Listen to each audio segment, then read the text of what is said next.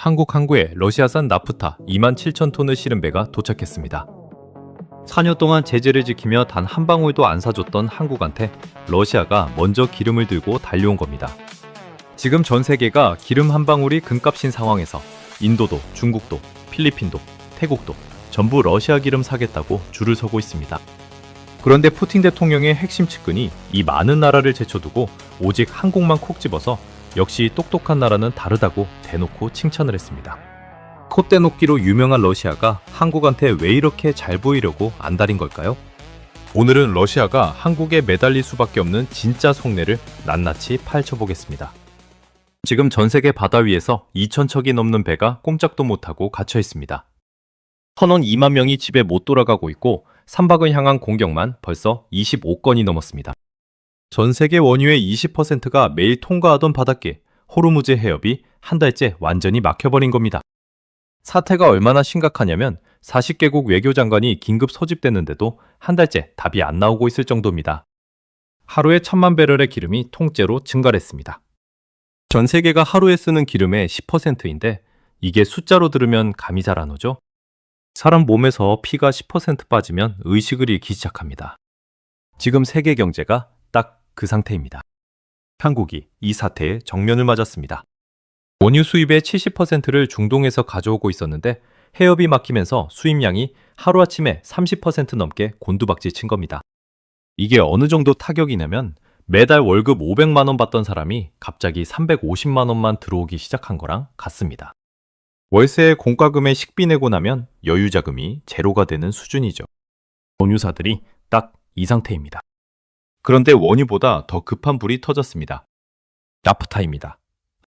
비닐봉투, 배달용기, 기저귀, 종량제 봉투 이게 전부 나프타에서 시작되는 건데 이 나프타 재고가 2주에서 3주치밖에 안 남은 겁니다. 공장이 멈추기 시작했습니다. LG화학 여수 2공장이 셧다운됐고 롯데케미칼은 여수 공장 전체의 문을 닫아버렸습니다. 여천 NCC도 가동률을 60%까지 끌어내렸는데 이대로 가면 30%대까지 추락할 수 있다는 경고까지 나온 상황입니다. 공장 하나가 멈추면 거기서 끝이 아닙니다. 그 공장 부품을 받아 쓰던 회사들이 줄줄이 쓰러지고 그 회사 직원들 일자리가 한꺼번에 흔들리는 도미노가 시작되는 겁니다. 정부가 얼마나 다급했으면 한 번도 안 쓰던 카드를 한꺼번에 3장이나 꺼냈겠습니까? 나프타를 경제안보 품목으로 지정한 것도 처음, 나프타 수출을 아예 금지한 것도 처음, 휘발유에 최고 가격제를 걸어서 상한선을 정한 것도 전부 역사상 처음 있는 일입니다. 이 위기 한가운데서 러시아라는 카드가 등장했습니다. 그런데 놀라운 건 따로 있습니다. 한국이 아니라 러시아 쪽이 훨씬 더 신이 나 있었다는 겁니다. 도대체 왜 러시아가 이렇게 신이 난 건지 그 속내를 하나씩 뜯어보겠습니다. 먼저 러시아가 지금 처해 있는 상황부터 알아야 이게 제대로 보입니다.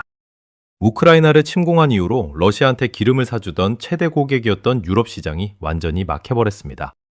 서방 국가들이 가격 상한선을 걸고 보험이랑 운송 서비스까지 통째로 금지해버렸기 때문이죠.